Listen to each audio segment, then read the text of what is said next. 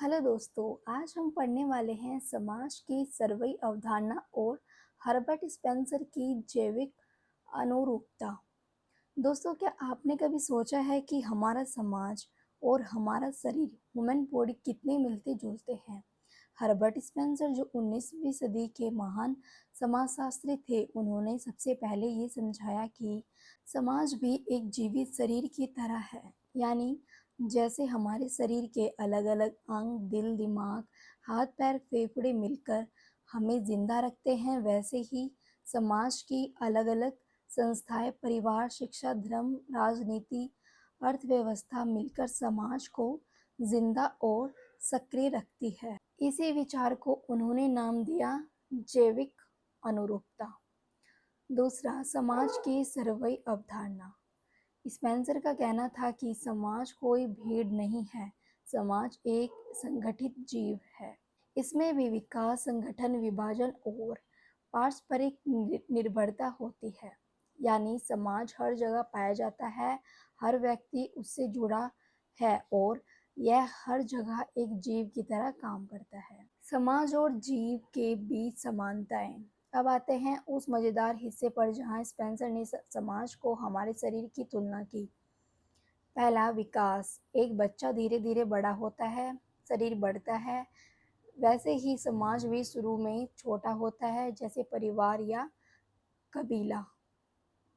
धीरे धीरे यह गांव, शहर, राज्य, राष्ट्र बनता है। एग्जाम्पल, भारत पहले छोटे छोटे कबीलों और जनजातियों से बना था, आज एक बड़ा राष्ट्र है। विभाजन। हमारे शरीर में हर अंग का अलग काम है। दिल खून पंप करता है, फेफड़े सांस लेते हैं, दिमाग सोचता है।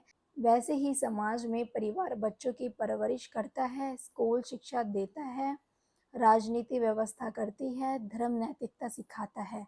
मतलब जैसे जैसे समाज बढ़ता है, वैसे वैसे काम अलग अलग संस्थाओं में बट जाते हैं। सी, पारस्परिक निर्भरता। शरीर के अंग अकेले काम नहीं कर सकते।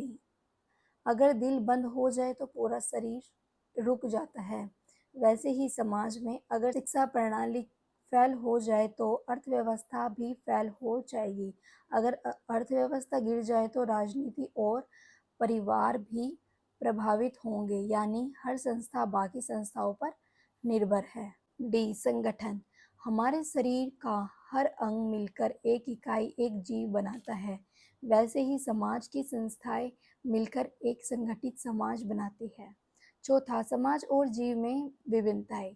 स्पेंसर ने कहा कि समाज और शरीर बिल्कुल एक जैसे नहीं है, कुछ बड़े अंतर हैं। पहला, चेतना।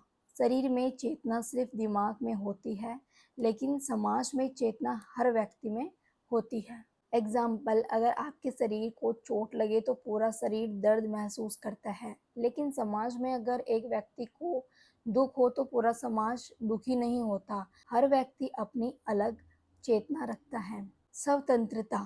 शरीर के अंग जैसे हाथ पैर शरीर से अलग होकर नहीं जी सकते, लेकिन समाज के सदस्य व्यक्ति समाज से अलग होकर भी कुछ हद तक जी सकते हैं। एग्जाम्पल, कोई इंसान जंगल में अकेला रह सकता है, पर शरीर का अंग जैसे दिल शरीर के बिना जीवित नहीं रह सकता। मृत्यु। शरीर जन्म लेता है, बूढ़ा होता है और मर जाता है, लेकिन समाज हमेशा चलता रहता है। समाज की संस्थाएं बदल जाती है, लेकिन समाज खत्म नहीं होता।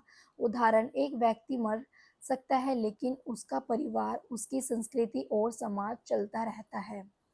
पांचवा, महत्व। स्पेंसर की सोच ने समाजशास्त्र को वैज्ञानिक दिशा दी। दूसरा, समाज को समझने का नया नजरिया मिला।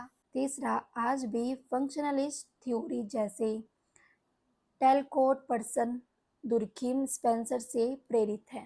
सारांश, हर्बर्ट स्पेंसर ने समाज को जीवित शरीर से तुलना करके बताया कि समाज भी बढ़ता है, विभाजित होता है, अलग अलग हिस्सों में काम बंटता है और हर संस्था दूसरी पर निर्भर है। लेकिन उन्होंने साफ कहा कि समाज और शरीर में कुछ बड़े अंतर भी हैं, जैसे चेतना और मृत्यु। आसान शब्दों में, समाज भी एक जटिल जीव है जिसमें हर संस्था एक अंग की तरह काम करती है। अगर कोई अंग सही काम न करे तो पूरा समाज प्रभावित हो जाता है।